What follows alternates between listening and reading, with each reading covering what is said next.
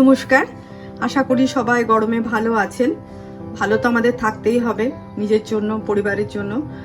তো এই গরম যা পড়েছে, কিছু খেতে ইচ্ছে করছে না, মনে হচ্ছে একটু পান্তা খায় বা টক খায় বা একদম পাতলা ঝোল দিয়ে কিছু একটা তৈরি করে ফেলি। তো আমি গরমের জন্য এই রেসিপিটা করলাম।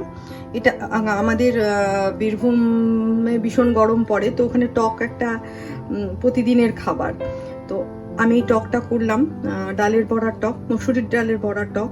আপনারা করে দেখবেন, ভালো লাগবে। আর যদি ভালো লেগে থাকে তাহলে লাইক, কমেন্ট ও শেয়ার করবেন। নতুন নতুন নোটিফিকেশনের জন্য অতি অবশ্যই সাবস্ক্রাইব করবেন। সবাই ভালো থাকবেন, সুস্থ থাকবেন। ধন্যবাদ। ডাল ভিজিয়ে দিলাম, মসুরির ডাল হাফ কাপ। এটা সকাল উঠে বেটে নিলাম, এতটা হয়েছে। এবার এর মধ্যে আমি দিয়ে দেবো একটু পেঁয়াজ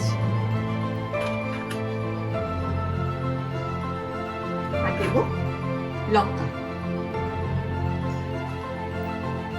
আর দেবো স্বাদ মতো নুন।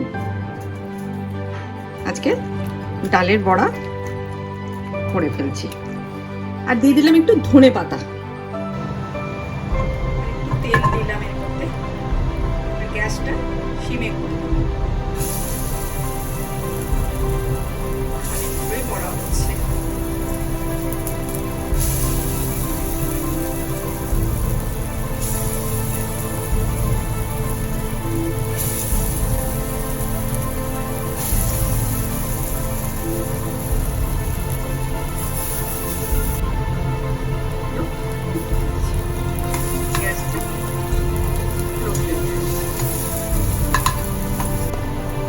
বড়াগুলো ভাজা হয়ে গেছে, আর গ্যাসটা অফ করে দেব। গ্যাস অন করে দিয়েছি, দিয়ে কড়াই আমি একটু তেল দিয়ে দিয়েছি, 1.5 চামচ মতো তেল দিয়ে দিয়েছি। এখানে এবার আমি একটু 5 ফোড়ন আর 2টো শুকনো লঙ্কা দিয়ে দিলাম। এবার এর মধ্যে দিয়ে দেবো তেঁতুলের কাঠ।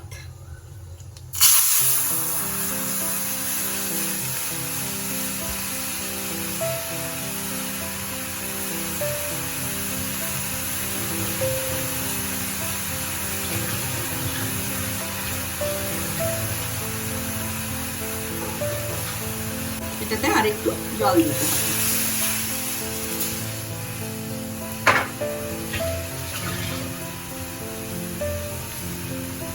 দেবো একটু হলুদ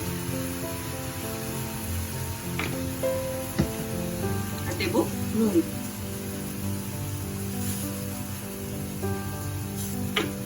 পরিমাণ মতো।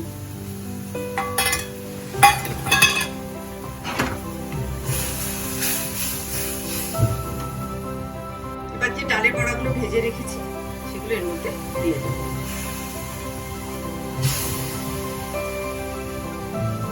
দিয়ে একটু ফুটতে দেবো। এটা ঢাকা দিয়ে দেবো। ঢাকা দিয়ে দেবো। হয়ে গেছে 4 মিনিট। এবার এর মধ্যে আমি চিনি দেব। যদি আপনাদের চিনি খেতে ইচ্ছে না করে, চিনি নাও দিতে পারেন, একদম টক খেতে পারেন, গরমে ভালোই লাগবে। তবে আমি চিনি একটু দেবো, কারণ আমাদের বীরভূমের লোকেরা টক একটু চিনি খাই, একটু চিনি দেব। এর মধ্যে দেবো কাঁচা লঙ্কা, একটু ফাটিয়ে দিয়ে দিলাম। একটু কাঁচা তেল ছড়িয়ে দেবো অল্প। তৈরি হয়ে গেল ডালের বড়ার টক। এবার আমি গ্যাসটা